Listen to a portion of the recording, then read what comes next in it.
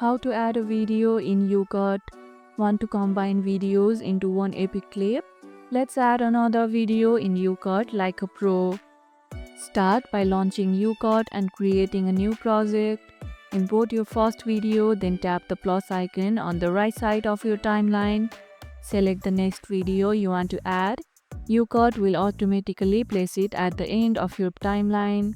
To rearrange clips, press and hold the new video and drag it to your desired spot.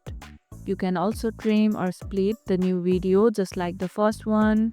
Want to smooth the transition? Use the transition option between clips to keep things seamless. If your added video has a different dimensions, tap canvas and make sure everything fits perfectly. What kind of videos are you combining today?